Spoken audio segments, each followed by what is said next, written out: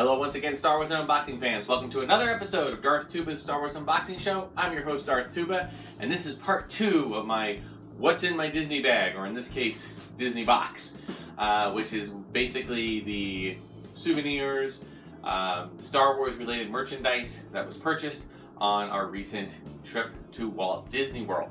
As I do on every trip, if I find a few items that are smaller and can easily fit inside my suitcase or carry-on, I generally will just purchase them at the whatever stores or kiosks in Walt Disney World and then just hold on to them and then just travel home with them. But if there's a few items that are a little bit bigger, a little bit bulkier, I just decide rather than try to pay for more luggage fees and whatever, which are getting more and more ridiculous as we go each year. But in an effort to avoid that, I try to mail everything home. So that's what we did in this case. Although, buyer beware. When you do mail things home, there is always the chance of damage to take place. If you look at the condition of this box, I do want to just point that out, okay? That there is a little bit of bending here, okay? I don't know. I have not opened it yet. I do not know the condition of the items. I do know that what items I did purchase were not in any way breakable, so I'm not as concerned about that. And I also know that since I'm unboxing them, if the boxes were damaged, it's really a non-issue for me. So take those things into account. If you are traveling to Walt Disney World, again, a reminder, as I mentioned in the last episode, you can, and you don't have to do anything out of the ordinary other than when you're at any Walt Disney World counter that you're going to make a purchase, you can ship the items home. It is a few extra steps. They'll give you a sheet that you have to write your address on. You think it's twice, and they'll give you a receipt. I believe it includes some type of a tracking number, and you can choose to have it ground or air. And obviously, if you're overseas, air is the only option. So, it's a great way. You do have to pay for it, but if you have a percentage, if you have a discount, the discount usually covers that cost. So it's up to you.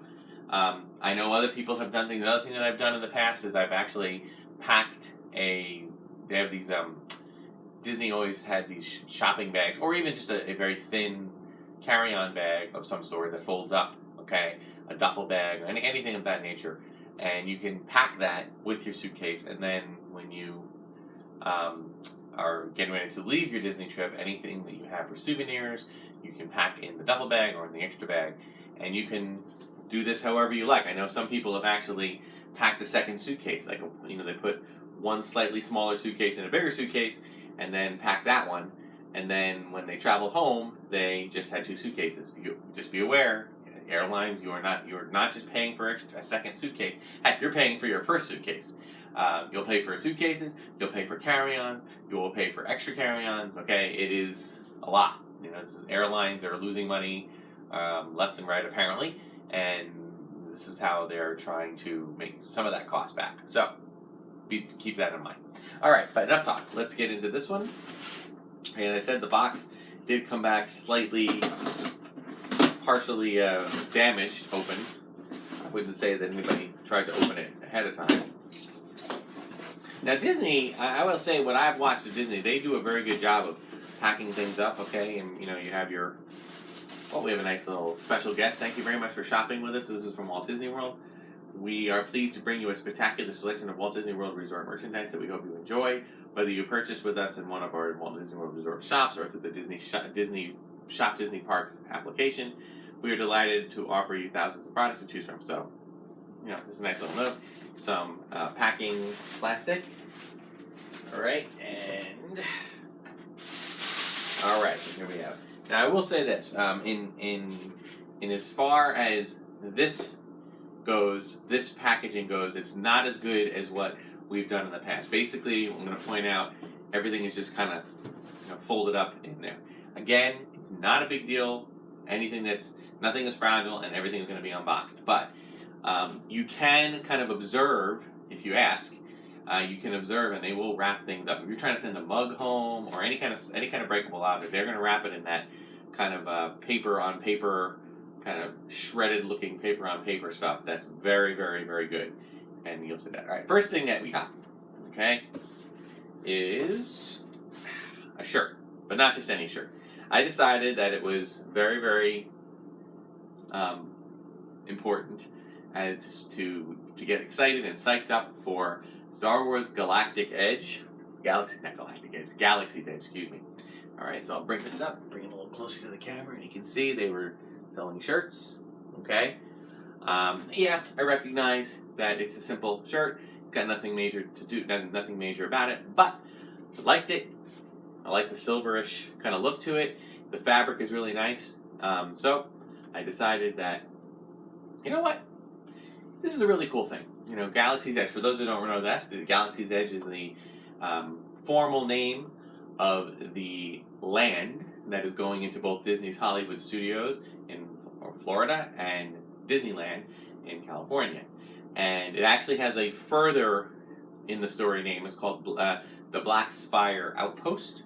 And this is really a thing. There has actually been some mention of Black Spire Outpost, as I might have mentioned in the past. It had a brief mention in the movie Solo, a Star Wars story. L3 made a comment to Lando, like, you couldn't get from here to Black Spire without my help. And I do believe that it's been utilized in other forms of media, comics, maybe video games, I'm not sure. And furthermore, there is, if you ride on the Star Tours ride in either Disney World or Disneyland, you will possibly, one of the possible endings is you landing your ship in the Black Spire Outpost of the planet of Batuu, which is Galaxy's Edge. So, kind of cool. Glad to have that. Ready to wear it off. I'll wear it for my episodes here, and when we get closer, it's supposed to open in summer of 2019 in Disneyland, and late fall in 2019 in Walt Disney World. Now, before we get to the next few items, I do want to point out one thing. They mentioned there's been some talk recently that there is going to be in Disneyland, there's going to be some serious blackout dates for all of the. There's a lot of different annual passes for Disneyland. I'm talking about the one in California, and I think that's just because Disneyland has a lot of local traffic, local people coming in. It's not as much the vacation destination as the Orlando resort. So, not that people don't vacation there, they do, but it's two parks. They're much smaller. There's a couple of hotels right there. It doesn't have that same, stay there for a week or two kind of vibe as the Florida resort. But it does have a great vibe of having people who live in the Southern California area, of which there are many, that want to come and visit the park. So they have different types of Southern California pass. They have an annual pass deluxe. It's a little confusing, to be honest with you. They each have blackout dates, but other than the top tiered one or two annual pass dates, which are virtually no blackout dates, they're not going to honor them. I don't know if this means that anybody who wants to come in is going to have to pay a separate ticket or something of that nature, but I do recognize that the Disney company is going to have to do something to kind of combat what is going to be, I'm sure, crazy crowds. And I get that. I understand that. Some people have been asking my opinion about that, and my opinion of it is this. I wish it didn't have to happen, but I saw the crowds in Toy Story Land just a few weeks ago, and that was a very small little place, and it was massively crowded. And yes, if you had Fast Pass, it was fine. You can go on the rides, no problem. If you had mobile ordering, you could order food from the place there, the Andy's Lunchbox, and it wasn't really any issue. But it was crowded, and there were people everywhere, and there wasn't a lot of shade, there wasn't a lot of benches to sit down, and anywhere there was, it was just totally taken up. So, it's a popular thing, and the Star Wars Land, let's face it, folks, it's going to be hugely popular. So they're going to have to do something to kind of, I would say, temper the amount of people that are there. If they don't, they're simply going to have to shut it down. I remember going to the Harry Potter world, Harry's Wondrous World or whatever, in Universal Studios Islands of Adventure when it first opened, and you had to wait. There was like they actually had a waiting line just to get in. Forget about going on rides or going into stores. And even when you went in, it was lines. And it's just, it's a popular thing. It's a popular franchise, and Star Wars is even more popular, and it's continuing still. So who knows? So they're doing this for now. A lot of Disneyland people are pretty upset about it. I don't blame them, but I also think that it'd be silly for them to think that they wouldn't do something like that, particularly in the summer when so many people are off. All right, so I vented and talked enough about that. Will they do that for Disney World? Well, if they do, it wouldn't happen for 2019. It would probably be the summer of 2020. Personally, I will pay a hard ticket to go see it. I will go again in the summer. I will not let a summer go by and not do it. I will pay extra to do it, whatever it takes. I'm hoping that they just make it a hard ticketed event every night. That would be my answer to it, and I would pay it because I want to go see it. So, all right. But speaking of Star Wars and Disney, the other item we had on here was one of the Elite series figures. This is Darth Vader, okay? And this is actually Darth Vader with removable helmet from the very end of Return of the Jedi in honor of Return of the Jedi's 35th anniversary, which is this year. So, and this might have been available in the Disney stores, but I had not seen it, so I decided to pick it up there. And lastly, we have the Droid Factory, another 4-pack of droids. This one from the movie Solo, okay, and which I think is really cool. So there you go. All right. Now I will say this: the looks like the Elite Series box was undamaged. Looks pretty good, and the Droid Factory box was unfortunately damaged. So I'm gonna open them up. I love the R2s. I have no issue opening them up. My only issue that I really have is the fact that you're not going to be able to know where these droids came from without this box. So, but you know what? I'm okay with that. I feel like two of them are kind of similar to what you can do in the Build-A-Droid sections in the gift shops there, where you can actually build your own droids. We've done that in the past here. But two of them are a little more unique. So I'm willing to do that.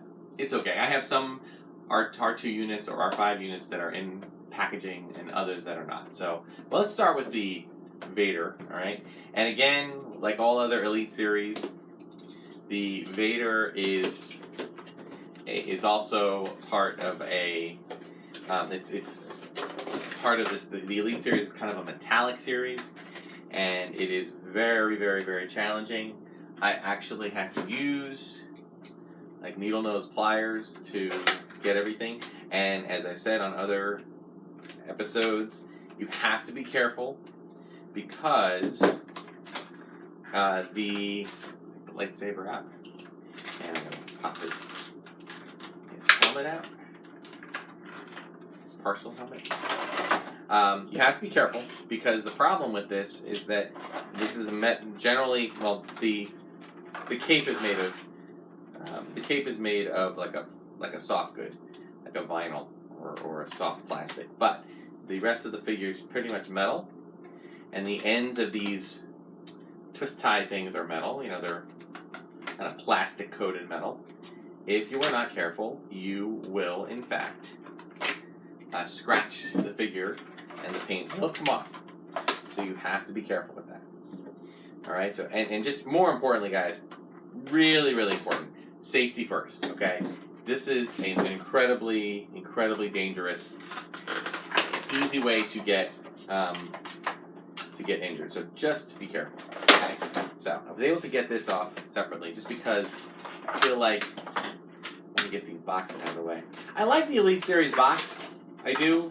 I like it better than the Black Series, I will say that. I'm not a big fan of Black Series boxes, which makes opening them not really a pain because they're just black boxes. All right, so there's more to this Vader than what is shown here. He's got more here, but what happens now is that you can get into it a little more. You can just clip it off, which is nice. However, looks like he does have some issues with his knees. So he's got like a cloak, and he's got an inner cloak, and and there he is. It's almost like they really don't want you to open these up, which is hysterical in my opinion. But they're nice. I mean, they weigh a lot. So you probably have to think about that when it comes to weighing, shipping these home. I got the ankle, now I got to get the feet. But I said, it's so much easier with the needle nose pliers. I mean, most needle nose pliers include, like at the bottom here, you can clip. but unfortunately I can't get close enough to it to do that. So I'm just being very patient and twisting. Sometimes you can actually fit it so that you don't have to twist it. Come on there, Anakin. I say Anakin because he's unmasked. Alright, so let's see if I can. Trying. Not easy. Not easy. I'm kind of glad I noticed for Solo that unless they're coming out later, and they might be, but I was kind of relieved to see that they didn't actually have they did not actually have Elite Series anymore for Solo. I mean, they had them for The Force Awakens. They had them for Rogue One, and they had them for The Last Jedi. So I wasn't quite sure if they were going to have them or not. But I'm actually going to... There we go. Good. So we're almost there. I know you can't even see what I'm doing, but I'm going to let that one... Oh, no, I think I'm almost there. Just need to get hanging Vader by his... There it is. Woo! Alright, now he does have some rubbery kind of stuff around his arms. I'm going to actually leave that, okay, so that I can keep him kind of posed. I don't know. The one thing I'm concerned about with these guys is the... I'll see how they've done with the base.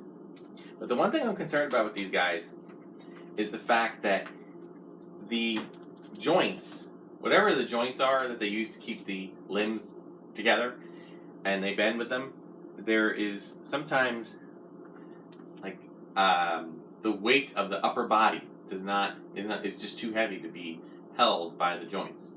And I also don't know what down the road this is going to be like when you after years and years of just displaying it. All right, so there is of course they actually have the helmet in the way of setting up. And maybe what I'll do is I'll either insert or put at the end kind of a close-up where you can see the thing going on. I have his back thing there and then his thing there. So it looks pretty good. Looks pretty easy to set up. Of course, I already have a Vader Elite figure, so if I do this one, I'm probably going to display it like this in the front just so you can see the difference.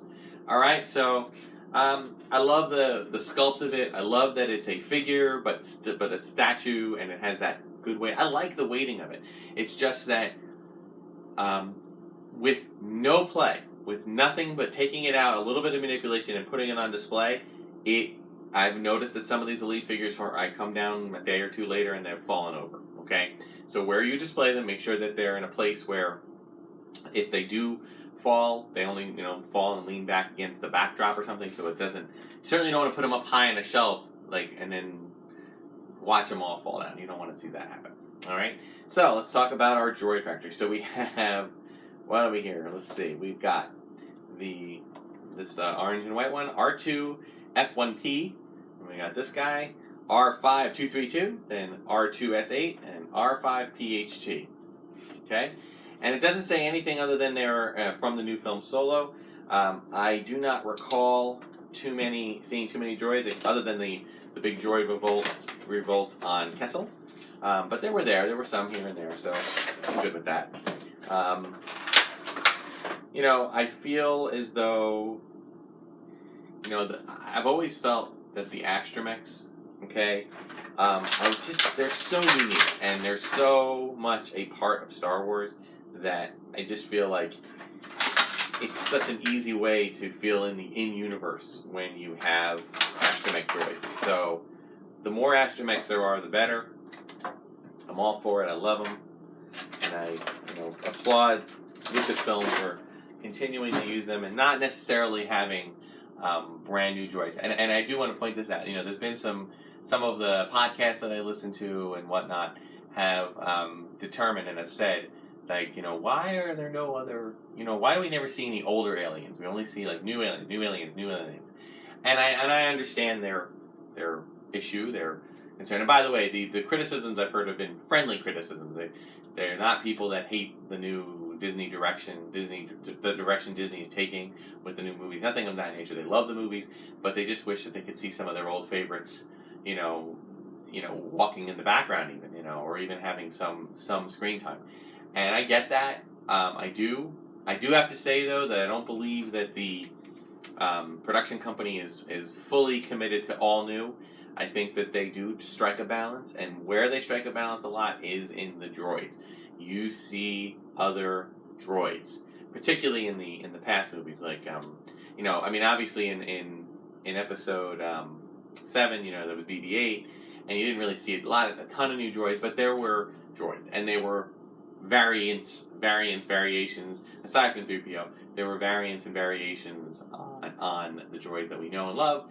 And you saw them a little bit again in Last Jedi, but you really saw them, obviously, you needed to see them in episode 3.5. No, Rogue One, and you saw them again in Last Jedi. A lot of Gonk droids, and not Last Jedi, in Solo. A lot of Gonk droids in Solo, so I'm surprised they didn't include a Gonk droid. But, as I said, that's not part of the Build-A-Droid setup, so they just kind of stick to astromechs. But they're nice, they're fun, they're basic, okay? They seem to always have a 4-pack available there. It's up to you. I am a big fan of the astromechs, so I love putting them everywhere, almost like, Where's Waldo? Try to find the different astromechs in my collection wherever you can. So, yay to Disney for putting that out. And again, the Elite series, again, aside from the upper weight, sometimes not the figure not being able to hold its own weight, I do, and the extreme difficulty, as you saw, of trying to get the very, very industrial strength twist ties out. It's a great feature, so I'm really excited about that. That concludes my What's in My Disney Bag kind of episodes in terms of what came home from this trip. As I mentioned, it was a great trip. We had a wonderful time. We are very excited to go back. As I think next we have a trip planned in the spring, and then another trip in the summer. And I will say that the summer trip especially is going to be bittersweet, because I know that the Disneyland by then should have opened their Star Wars Land, and we're going to be in Disney World where it's not open yet. They're a little bit further behind. I believe